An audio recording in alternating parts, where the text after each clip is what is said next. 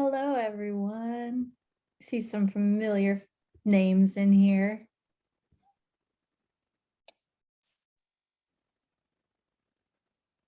I'm like doing this from my phone, so I'm trying to figure out. Oh, here we go. All right. Hi, everyone. We're going to be getting started in just a few minutes here. We're just going to wait a few more minutes to get everyone kind of in. If you have some time and are interested in a little icebreaker, we all love our icebreakers with our CAP team. We have a poll for you. What is your favorite Jeff Goldblum movie? Please select one of the options from below.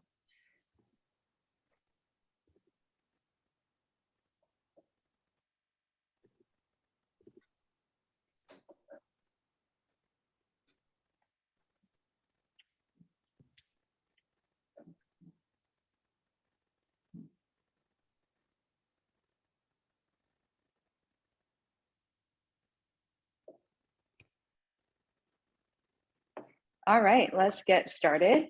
My name is Janae. I have Kalina here with us and a special guest, Cooper from Perrier.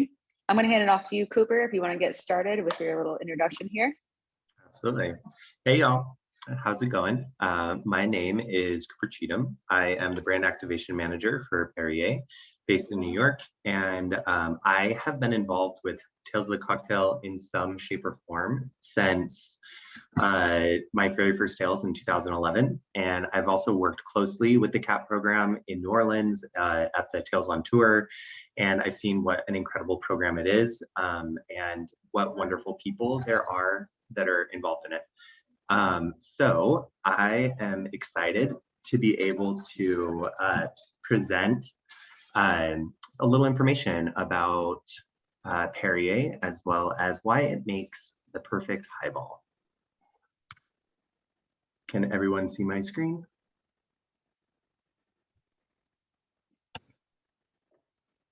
All right, so Perrier is the original sparkling water product that is more than 150 years old. It was born in 1863 in the south of France in a village called Vergès, which is just outside of Montpellier. The source Perrier has been a subject of careful study by generations of scientists, tracing the source back more than 100 million years to the Cretaceous era, when limestone deposits formed faults and fissures which captured water deep within the earth. Man was probably first notably introduced to the spring during the Roman Empire, and legend has it that in 218 BC, Hannibal, the Carthaginian general and his army paused at the spring to refresh after defeating the Romans. And he's the one who's famous for bringing elephants over the Pyrenees Mountain. The water in spring had been recognized and celebrated for over the centuries. And in 1863, Napoleon III allowed the source to be developed, declaring that the water should be bottled for the good of France. And in 1903, Sir John Harmsworth, a member of the English aristocracy, invested in the property and renamed the spring to Source Perrier after a dedicated physician who brought it to his attention, who was treating him for an unfortunate accident. After significant success throughout all of Europe, Perrier was introduced to the US in 1976 as Earth's first soft drink. And it is the OG sparkling water, as I mentioned, and the first sparkling water ever commercialized. It's also the first water to ever come in a can, which debuted in 2013, which nowadays, when you're looking at all the RTD products, all the water that's coming canned, Perrier was the first. So, after today, Perrier is the global sparkling water category leader with presence in over 140 countries. But what makes Perrier so special? It's the perfect combination of the natural mineral water and the medium-sized assertive bubbles, both of which come from La Source Perrier. And some bottled water brands source their water from several different aquifers, but the water and carbonation in every bottle of Perrier comes from the same place. But in order to really understand what's going on inside the bottle, we need to go back to Vergès and talk a little bit about the geography and the geology. One of Perrier's most distinguishing attributes has always been its refreshingly unique carbonation, which comes from a naturally occurring source found deep beneath the spring. The carbonation process begins with volcanic magma, molten rock, trapped within the geologic strata. The magma superheats the groundwater beneath the Perrier spring and permeates the calcium carbonate layers, which then creates carbon dioxide gas. This gas rises to mingle with and carbonate the mineral water. So as the water travels through all the various layers of the earth, it picks up minerals such as calcium, magnesium, and fluoride. And because Perrier's total dissolved solids is 450 parts per million, and because no other minerals are added, it is a natural mineral water following FDA requirements and guidelines. This mineral content gives Perrier strong, consistent bubbles versus other mineral waters like Perrier's sister brand, San Pellegrino, which has a higher mineral content and softer bubbles. And these differences in the bubbles is what makes it so special and also makes it great for a highball or a spritz cocktail or great for mixing. Because the differences between other sparkling waters and seltzers, club sodas, etc., come down to some very specific details. Sparkling mineral water is FDA required to be sourced underground and contain at least 250 parts per million of naturally occurring minerals. No minerals can be added, but you can add CO2 for extra carbonation and bubbles. Seltzer, on the other hand, is filtered water with CO2 added to it. And then club soda or soda water is filtered water with sodium salts with CO2 to mimic mineral water. So all this being said, as we're making drinks, as we're making cocktails, we pay close attention to all the ingredients that go into it, such as the base spirit, the modifiers, the juices, etc. But we should also be thinking and understanding the applications of the sparkling water that we put into it. And what I have found in my field research, which is a lot, is that Perrier really does make a perfect highball. It will highlight the flavors of the base spirit, whether it be tequila, whiskey, vodka, etc. And it brings it out. It really highlights those flavors. Whereas I found that club soda also has an equally important application with highballs, especially when you're going to your local dive bar or a venue that might not have, higher price or premium well spirits. The CO2 in the club soda helps mask some of the imperfections that you might have. If you ever had a, well tequila at a dive bar, the CO2 in the club soda is necessary. Whereas Perrier, I found if you have a really great premium product, Perrier makes it wonderful, especially some of our flavors. My personal favorite is a really good smoky mezcal with Perrier strawberry. So with all this being said, what I would like to do is give you all the opportunity to try that out. Try the different Perrier flavors or our Perrier original in your highball.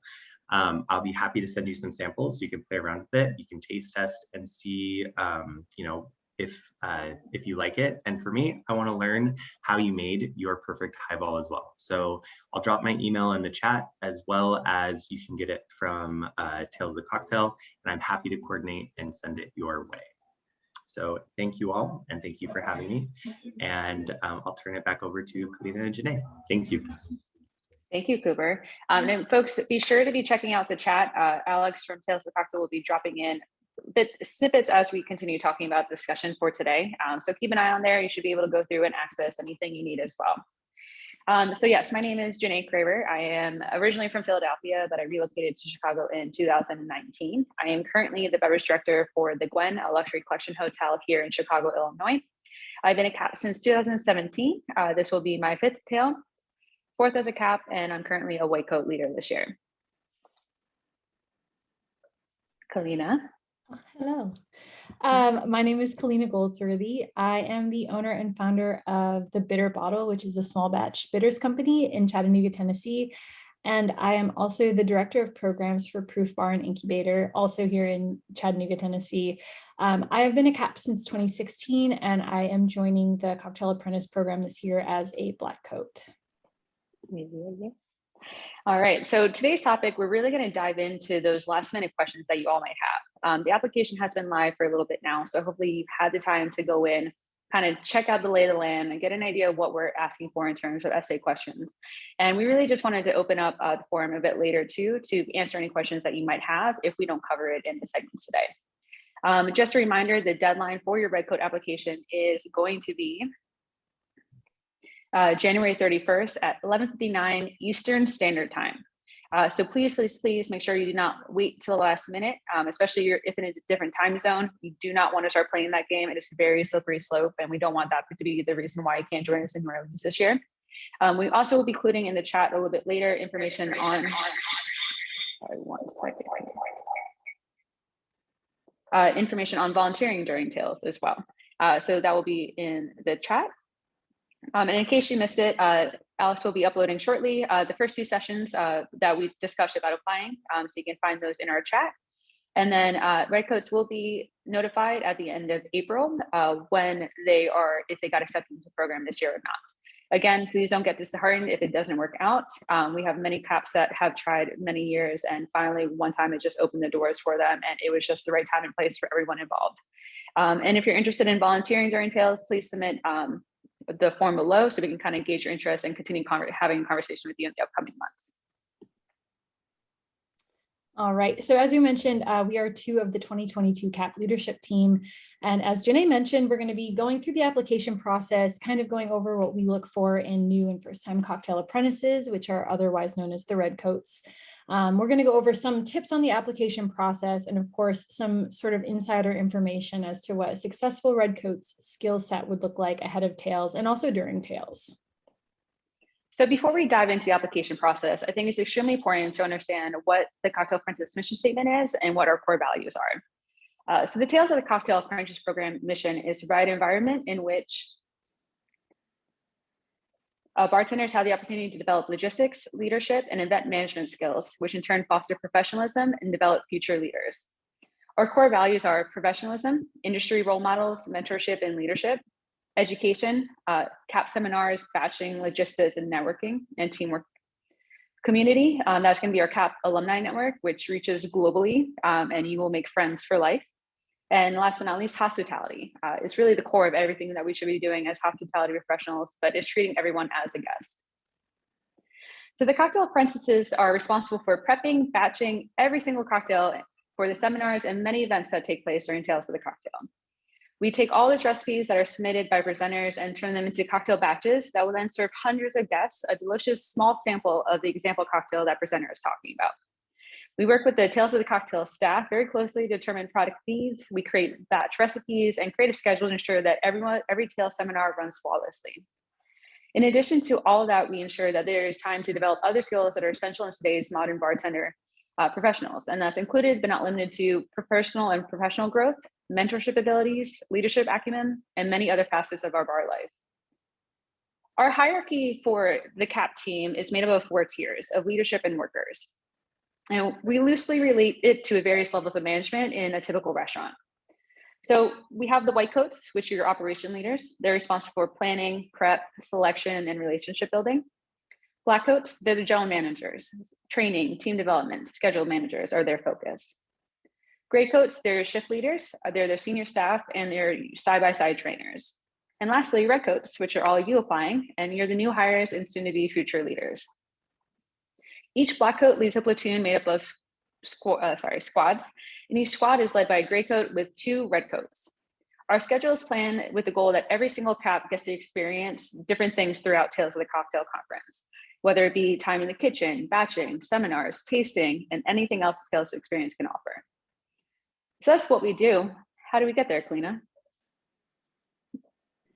So obviously, the first step is for you all who are interested in becoming a Redcoat to apply. The applications went live on January 3rd, and they're going to be accessible up until the 31st at 12 p.m. Eastern Standard Time. So for those of you that have never applied to the Cocktail Apprentice Program, the application process is pretty simple. It's pretty straightforward. There is a set of questions where we learn that where we'll learn kind of the who, what, where about you, who you are, where you come from, that sort of thing. This is the resume portion of the application process. And then from there, the application turns into a small series of essay questions. And in this section is where you're going to have the chance to really make yourself stand out from the other applicants. Just personal little tidbits. Most of the people in CAP leadership are probably those who are, or in the CAP program in general, are people who really want to take their time and be really meticulous with your application. So by all means, what I would do and what I would recommend also is kind of start a little Google Doc or a note on your phone or your computer, whatever it may be, and start to brainstorm your answer to these questions. And then you can plug them back into the application once you've had enough time to kind of digest what they're asking for. It is also important to note, and it's important for us to mention, that the application review process, when it happens, we're operating on a double-blind system. So this means that before any of the committee have eyes on the applications, we're going to be removing all the personal information. So your name, where you work, where you live, all this details. So we don't want to look at the resume information until much later. We have always felt that this evens out the playing field dramatically, and it removes a lot of that sort of big market influence that may occur. So we basically just avoid it altogether with this process. And it's also important to note that the committee does not look at each other's grading as we read through the applications. Everything is blind. That way it makes sure that we're judging based off of our own review in the application and not our peers. We take our time on this, and we really want to make sure that every applicant has the best overall opportunity to participate in the program, that your answers are really speaking to who you are, and we're seeing them for that. At all times, we're avoiding any sort of external influences throughout the process. So what are we looking for in a 2022 Red Coat? As Kalina said, that essay section is the area where we'll be looking at to see how you express yourself. And it also will hopefully give us insight into a lot into your personality. This is a section where you have the most influence to swing votes, and there are no right or wrong answers, but please be forthright, honest, and thoughtful with your responses. Many applicants do think that if they haven't won or gone far in a national or global cocktail competition, or don't work in a major market like Chicago or New York, or at the world's best bar, they have a lesser chance of getting accepted, and that's going to be farther from the truth. We don't look at those resume points before reading essay questions. We prefer a diverse group from all over rather than 30 bartenders from one city that all know each other. We are looking for those that are eager to learn, but also have something to give back, either to their program or to their community. A great Red Coat will have an ability to listen, learn, absorb, be led, and eventually lead. Experience in the bar world ranges, and as CAPs from the past have come from all walks of the bar life. It could be a corner dive bar to the James Beard Best Award-winning bar program. And I feel it's one of the reasons that the CAP program is as good as it is. I have to say, I feel I'm kind of living proof of that entire concept. When I first applied to the Cocktail Apprentice program, I was accepted as a Red Coat in 2016, and I had been bartending for less than 2 years at that point in time. I'm from Chattanooga, Tennessee. That's where I'm based. And so we're a very small market. I didn't have a lot of experience, but I was very, very passionate about working in the industry and seeking additional, education and mentorship. And I'm so very honored and fortunate that it's continued to have me in this direction and have me in the program, but also, that I was able to allow that level of passion and enthusiasm in the industry to kind of shine through in my application, which is really what we're looking for when we're looking and reviewing the Red Coat applications. So in terms of some tips for the application process, can't stress this enough to you. I know Janae already mentioned it, but it's worth saying again, please do not wait until the last minute. Applying can be very stressful in and of itself. I know that you're kind of rereading your words and your answers and going back over it again and again. So try to give yourself the time to come up with those essay questions, get some help proofreading it if you need, if you enjoy that second set of eyes, and really make sure that you're comfortable and confident with your submission. I always found it helpful to start, as I mentioned, with the Google Docs or something else, start freestyling your thoughts, and then, reformat things to be a little bit more cohesive, more professional, and how you want to be presented. Go back in a couple days if you can, let it sit there, and then redraft it, organize it so you feel a little bit more confident about it. And as we mentioned earlier, honest and thoughtful answers really, really do stand out. Truly can't stress it enough. What Janae had mentioned, we're not looking for, the most accomplished bartender. We're not looking to see your resume in these essay questions. We're really looking to see who you are. And again, our goal for this program, it's a mentorship program. We really want to be able to help you all succeed. So not everyone has the same experiences. So don't worry so much about who you might be up against. I think that that's another really big thing that a lot of times we get in our heads about when we're trying to apply for this program. Don't think about who you're competing against. Everybody has a unique and important life experience that's going to prepare them for this program. And what's so wonderful about the CAP program is that the people who are selected are from completely different walks of life. They're from all over the world. And when you come together and we have these experiences together during Tales of the Cocktail, we create this really diverse and exciting team where you can learn from one another. And you have just this beautiful experience of open-mindedness and collaboration. It's really exciting. If we were all the same and we all had the same team experiences, the CAP program just absolutely wouldn't be what it is today. So speaking from personal experience, I always tried to share information that was pertinent to the question being asked, but also, keep in mind the exact experience and moments that were defining for me. So I like I mentioned, when I had first applied, I was very honest and forthright in the fact that, maybe I didn't have a whole lot of experience as compared to the other applicants, but I was able to really let them know I'm very passionate about this industry. I really want the opportunity to continue to learn and grow. And ever since I've been accepted into the program, it truly has done wonders for my career, for my personal and professional growth as well. So make sure that you're catering to your strengths, but also don't be afraid to talk about your weaknesses. A lot of times when we apply, and I feel like, maybe we've all been in this situation where you say something like, well, what's your weakness? My weakness is I care too much. You don't have to be the hero in this. Really, consider what you're saying. Consider that weaknesses are areas of improvement. And that's what this entire program is all about, is to help you improve, to go back to your market, to go back to your bar, to go back to your work with an altered state of mind, to be able to help and lead the next generation of, bartenders and bar managers and owners and entrepreneurs and things like that. So a lot of us that apply to this program are looking for a community to be involved in, but we're also looking to hone in those skills. So learning from our peers, improving on the things that we might not be so great at. And in order for us to do that, we really do ask you to be honest about what we can do to help you, but also what fears you have and what you want to learn from, how you can do better and things like that. And I would just like to echo what Kalina said. This is not a comparison. You're literally competing against yourself. So kind of chuck all those imposter syndrome thoughts. You're a badass. You're here for a reason. When you get an acceptance letter, you got accepted for a reason. So just run with that mentality and just, put your best foot forward. Really show us your personality, show us why you love this industry, your passion. And that's going to come through tenfold on your application. And that's going to come across when we review the applications as well. So some suggestions on things to brush up on before you hit that submit button. It's important to start thinking about why you want to join the CAP program and be able to put that into words. So maybe that's revisiting that CAP mission statement or our core values and finding something that intrinsically is linked to your core beliefs.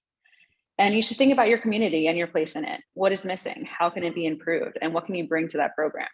And whether that's the CAP community or your community in your home state, however it is that you want to look at that question, just run with it. And what are your goals, both personal and professional? What do you want to achieve in the next 6 months or to a year? If you're applying, we already know that your goal is to be a CAP, but what else is there in your future? And I think that that's another really fantastic, thing to consider and think about, especially in the wake of our current, industry and how things have been going for us, especially through the pandemic and such. Getting together with a group of your peers right now and thinking about your future career in this industry, it can mean a lot of different things. I feel like it's probably a lot more than it even felt like you had the opportunity to explore 5 years ago, because there's a lot of people who are choosing to either leave the industry or to step away from behind the bar and look at different opportunities. And that's something, I know that's something that the CAP program helped me with exponentially. I launched my own business after going through the CAP program with the help and guidance from a lot of mentors and also from my friends throughout the CAP program. But, thinking about those goals and thinking about that, it's another wonderful thing that the Cocktail Apprentice program gives you the opportunity to do, is to reach out to those people and talk to these people. But you don't have to be, as Jenny was saying too, you don't have to be necessarily just a bartender, or if you see yourself as just a bartender, what do you want to do? Where do you want to go? What do you want to gain from all of this? Because I think that there's a lot more to it, than just that. I have a little pop-up. Oh, it's not working. All right, so we're going to move into some facts, and you should have just gotten a poll pop up if you're going to apply, which we hope that you all are. Love to see you guys in that application stack. So next big question is, what if you don't get accepted but still want to be involved? As Janae said, if you don't get accepted, please, don't get down on yourself. I find that in so much of life, when the opportunity is right for you, it will present itself to you. So maybe it just isn't the right time, but the right time will be coming for you. And if you don't want to be, or if you don't get accepted, but you still want to be involved, there's a lot of opportunities for you. I can't stress how much I enjoyed going to Tails as a participant before I started applying to the CAP program. So if you are not accepted as a CAP, but you've never been to Tails, also, I highly encourage you to just come to Tails, to enjoy it, to experience it, because the experience that you will have as a cocktail apprentice is very different than the experience that you will have as somebody who's just going to enjoy the conference itself. There's a lot that happens at the conference that you will get the opportunity to see and experience when you're not a CAP. It's a very different experience. Janae, did you ever get to go to Tails before you were a cocktail apprentice? I did. My first Tails experience was as an attendee, and I was very much just baby bartender. I was in Philly at this point in time, and I was working at a privately owned music venue, and I was trying to basically convert them into very old, thought out ways to adapt the craft cocktail scene. And Philly was a little bit behind the trends. So right in that 2016 era was right when that was really coming to fruition for us. And I got to go down to Tails the Cocktail and experience it. And then I saw like the caps running around and like their chef's jacket. And I was like, what's going on there? And then it was actually funny, a year when those applications opened up, and for the 2017 year, I had a friend in Baltimore that like shared it. And she's like, third time's the charm. Like, I hope I get in. And that was the only time I've heard of it. And I deep dive, and I was like, wow, like, this program really lines in with the ethos that I'm trying to instill in my next career. Like, I'm so passionate about this. And so I applied, like not knowing what to think of it. And I actually got the acceptance right when I was switching to a different role too. So that was just kind of like the perfect alignment where I was like, all right, yes, this is exactly where it's supposed to be. But I definitely like share that with Kalina as a, enthusiast and, or, person in this industry. Attending Tails is such a different experience. And it's definitely, you can take a lot away from it too, and have, curate your own experience. It doesn't mean you have to go out and drink every single night until you're blackout drunk just to barely make it for your seminars that you pay for. It's all about like the experience that you want to have. And the Tails also offers you a lot of opportunities to kind of curate the best way. The most recent years, we've done a little bit more mental health and like wellness seminars too, which has been wonderful. Last year, I think there was the morning running group or 2 years ago, pardon me, there was a morning running group that would meet at like 7 a.m. every Wednesday in the French Quarter and like would go running for like 6 miles. And it's cool. It's a very fun time. And New Orleans is just a magical city. So it is. It's quite the experience. Mm-hmm. But so if you want to go as an attendee, please do it. If you're still planning to go to Tails and you want to be a part of it and you're not accepted into the cocktail apprentice program, we recommend signing up to volunteer for a few shifts. So this is going to give you the opportunity to sit in on seminar rooms, which is super exciting and a really incredible opportunity. It's something that we get the opportunity to do as cocktail apprentices, but also, as we mentioned, all the volunteers get the opportunity to sit in on these seminar rooms to kind of see the behind the scenes, see how it works, and also gain a lot of this helpful and incredible information and education that you're getting from attending these seminars. You get to attend some tasting sessions, network with other volunteers and also other Tales of the Cocktail staff. And we're going to put the interest form in the chat once again, so you can be contacted when it's time to apply to volunteer. Please do it. Consider doing it. It's a lot of fun. Another question, does it matter if we're applying from a small market, and what does that do to our chances? As we mentioned at the beginning of it all, we're not looking at where you're coming from, we're looking at your answers. Naturally, we do want to make sure that we're getting people from all over. I don't know, Janae, if you have anything else that you want to add to that, but we just want to stress that we're really looking at who you are before we're looking at where you're from. Yeah, I couldn't agree. Again, it's all about the essay questions. That is our first and foremost focus when reading the applications. Those resume details about your market, where you work at, all that is much later into the application process when it comes to our decision making. So chances are we've already made a decision based on your essays. So once again, if you're joining us a little bit later, one of those decisions going to be made, and when are you going to find out if you're accepted to the program? So the red coat applicants are going to be notified before the end of April. So there is a little bit of time in there, but that's okay. That just gives you some time to get excited about Tales of the Cocktail, for you to plan your trip, plan where you're going to be headed and what you're going to do, and all the exciting things that you're going to do once you get to New Orleans, because we are long overdue for all headed to New Orleans for Tales of the Cocktail. And when is Tales going to be this year? So Tales is going to be July 25th through 29th. The redcoats are going to be required to arrive no later than 2 p.m. on Saturday, July 23rd. And that's going to be, I'm actually getting some edits, I think, right here. Friday. In the chat. Oh, gotcha. Saturday, July 23rd. So it's going to be Friday for the international cocktail apprentices. So if you are accepted and you are international, we want to make sure that you get here on time. So you're going to have to arrive on Friday. And you'll be leaving no earlier than Saturday, July 30th. So the conclusion of the week at Tales. So Kalina, we did get a question in the chat, which was, what if my answers identify some of my personal information? Will that have an impact on the application? Great question, Leon. Did you want to take this, Janae? Sure. I mean, I honestly feel like that's really up to you. Like, if you feel that sharing those personal details will really help you answer that essay question to the best that essay question can be answered, I mean, go for it. You know, if it's to just brag, I would maybe not include that so much, because just keep in mind that does, you know, give us a different kind of perception of your personality.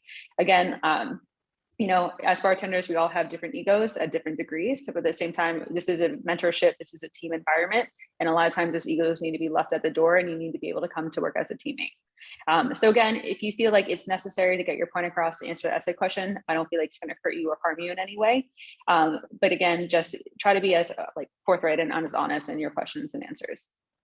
And I apologize, I'm not sure who asked that question, but we have another question from Leon. If we've never worked professionally at a bar, but have been hosting and making cocktail events for friends and family for years, would we still be a good fit for the Cocktail Apprentice program? I think personally, if you're working in the hospitality industry, it's definitely worth sending an application into this. We are obviously looking to help foster and cater towards those who are working in the industry. But if you're working in the industry, then you're still technically working in the industry, and we'd love to have you on our team. If you've been working, you know, to make cocktails and to do that sort of thing, we definitely want to be able to help you grow in that, especially if you're thinking that that could be a potential career move for you. If you're looking for some sort of momentum in that, if you're looking to potentially take that information in and start to work professionally at a bar, you know, whatever it is that you're looking for, we definitely would invite you to apply into the program. Again, just be honest with, you know, your intentions for it, because the goal for this program is to really help build, you know, better leaders for our hospitality industry and for the career side of things. So we definitely want to be sure that you're getting what you want out of it, but we're also, you know, giving that level of mentorship and training to those who are looking to further it. And to piggyback on that a little bit, as we see in our landscape as, you know, bar professionals have really changed in the last 2 years. We've really adopted more of an online module too. So that's not to say that, you know, maybe there is going to be, you know, bartender influencers that are on TikTok come down the road, and that's going to be a very viable career. Like, is it not for us to say that, hey, it's this antiquated way, you have to be behind the stick working 40 grueling hours a week for you to be accepted into the program. I think our view of bartending has definitely grown and changed with the evolution of our industry as well. So again, Denver hurts to apply. If you have any follow-up questions, please feel free to just email us as well. Yeah, that was great, Janae. I think you really nailed it. We have another question from Danny, sorry. We're so happy that you applied. Super excited to have you in this chat. Your question is, if we don't make it, do we receive any feedback? Is there an email to reach us out, or what we can do next time to help our chances? Really fantastic question. At this point in time, I'm not sure if you have an answer to this, Janae. I don't believe that we notify everyone if they are not selected. But I could be wrong on that. Oh, we do. We notify you. Okay. Thank you. So yes, you will be sure to get that question. We don't necessarily go into why you weren't selected. I think you know, it's tough to kind of answer that, because everybody's putting their best foot forward in the application process. So we really are just trying to take into consideration that sometimes there's not a reason that you weren't necessarily selected. It just has to do with how the committee had graded everyone, if that makes sense. And we did have another question about more so location. It is definitely important for us to get a diverse area. I don't believe that we have an exact formula where it's like, hey, we only pick 3 people from the New York sub area. We only have 4 people that we can pull from Rhode Island or the upper like East Coast. There's not an exact formula like that. I really think it just like, that might be the one last like tiny little thing that might sway a vote one way or another if everything is like even keel in that process. I hope that answers. Again, I'm sorry, I don't really have a ton of details, but I know it's not formulaic like, hey, we have only X amount of spots in each area to accept. Because again, this is a global entry, so we take people from everywhere. We've had people from Africa, Greece, Italy, constantly kind of join us, which is great. And so we constantly want to have as much diversity as possible, because what's better than diversity?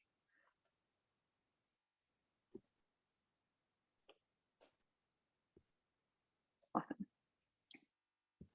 Does anyone have any other questions?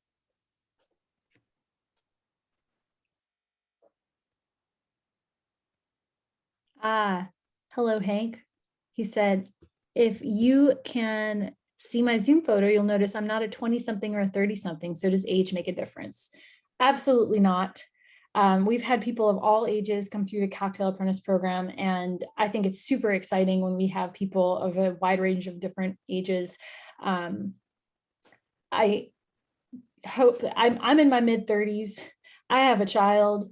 The Cocktail Apprentice program is still applicable to those of us that may be, aging, but we're still in the industry. We still have a part of it. We still have a lot of really incredible experience to help and mentor and train younger generations. And also, I love the fact that I am always, every year that I go back to Tales, I am constantly inspired and changed by the younger generation as well of bartenders. I think I get to come back with a different perspective on a lot of things. So absolutely not. Hank, please apply. Yes, and as kind of Kalina mentioned, like it's open to any and all ages. It is not for those fresh baby 21 bartenders that are eager and only ever worked in cocktail bars. Like we kind of mentioned before, it could be dive bars, it could be anywhere. You could be, in your 40s and deciding that this is your career choice now and pivoting in. And that's what we want. We just want people, that are passionate, that are excited, have a fresh perspective. And that's really kind of what makes the CAP program so great. So we definitely do not discriminate against age on any playing field. I think that also leads into, and Rosanna, correct me if I'm wrong, but you asked, as a career hospitality manager, is the program leaning towards the 21 to 30-year-olds? I think that's what you're asking. And once again, no, it does not. The skills that you learn and that we're working on through the Cocktail Apprentice program and through Tales are really for everyone of all ages. We got go ahead. Oh yeah, sorry, with Jared, with your question. I think the volunteer offers you have a very valuable insight for people that may have never been to the cocktail conference before. So you would have an opportunity to kind of really use that if you want to use that as your angle, like to answer the essay questions. The other note on that too, for letters, let me see here, letters of recommendation, that's not necessary. Down the road, there are opportunities to get kind of scholarships through the CAP program once getting accepted, and that is when letters of recommendation would be a great fit. But for this process, and especially getting started into the CAP program, letters of recommendation are not. You don't have to worry about that. Just really shows your personality through your essay questions, and that will be more than enough. We have a couple other questions that came up. Tobias asked, perhaps we answered this already. Unfortunately, I got my break late, no worries at all. But do you have any tips on how to write your application to stand out? Anything particular the judges are looking for right off, other than good writing and good answers? We have covered it, but it's worth mentioning again, worth mentioning a million times. Just be yourself, be honest. I think that as we review the applications through with the committee, we're not looking for somebody to stand out with a really robust resume. Can't stress it enough. We're looking to see you. We're looking to see the enthusiasm that you have for the industry, your want to continue to grow and to learn, being honest and vulnerable and truthful. That's what we're looking for. So you got this.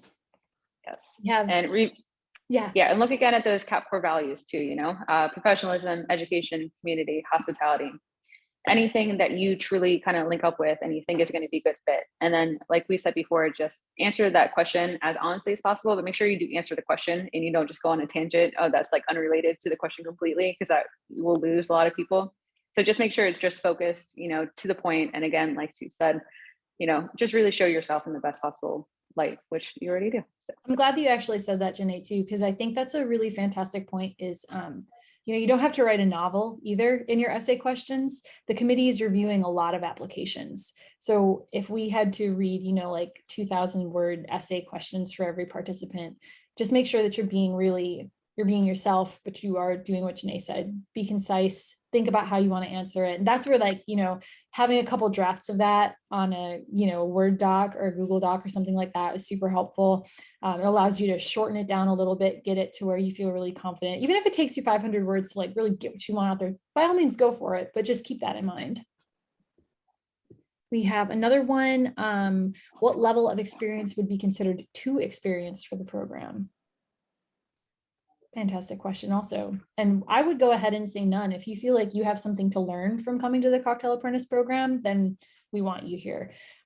If you have a lot of experience, I think that that's fantastic because this is a mentorship opportunity. This is a place where we try to grow professionals. So if you still feel like you have something to learn and you also feel like you have something to give back, then we want you to be a part of the program.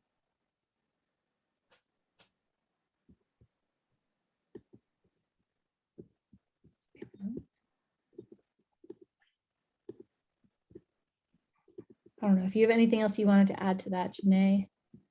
No, I think you answered that perfectly. Again, I'm always in the mindset that there's not going to be a cap to my learning experience. You know, it's always just like, I always have something else to learn. I always have something new I can kind of achieve. So, you know, even if I'm like in my 50s and still in this industry, I would apply again. Totally. I agree. We did get another question. In your opinion, what is the greatest perk of the program? I'll let you answer this first and then I'll answer mine. Okay. Honestly, community. I have some of my closest and best friendships because of this program.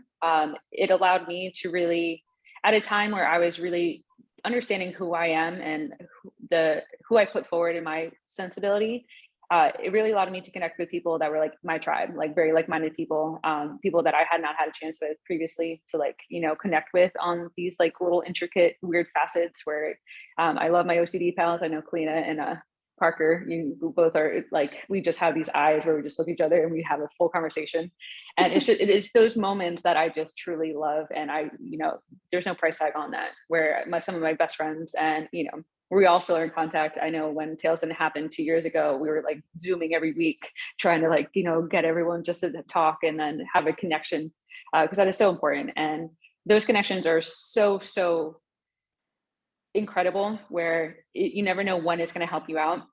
You know, it could be 2 years from now and you're trying to relocate to a city and you're having an extremely hard time finding a job, and all of a sudden you just throw it out to your CAP family and all of a sudden someone's like, hey, I got a lead for you, and then that's your foot in the door. So just the invaluable community that you gain from this is really like my biggest takeaway and the best thing, I think, hands down.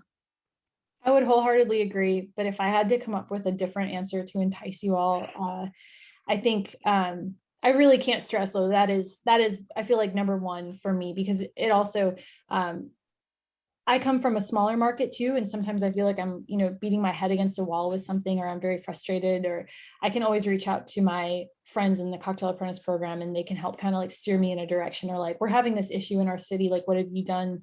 And that's been really great. But I also can't knock the incredible educational opportunities that the Cocktail Apprentice program has offered. I think both of us, right before the pandemic hit, we've had some really fantastic trips, educational opportunities that have come through the Cocktail Apprentice program, things that I never ever would have imagined being able to do. Yeah, I think that, you know, just kind of continuing on with that and opening yourself to those educational opportunities, whether they be coming to your city or inviting you to a different city or even a different country to be able to learn from different mentors. The Cocktail Apprentice program is far and away, once you're in it, you're in it. And it just keeps like wonderfully popping up in your life when you least expect it and giving you exactly what you didn't know you needed.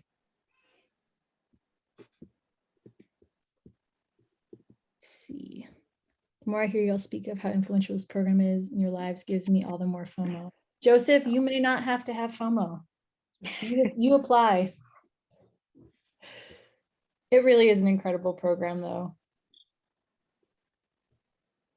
Thank you so much for joining us, Jared. We appreciate it. Thank you.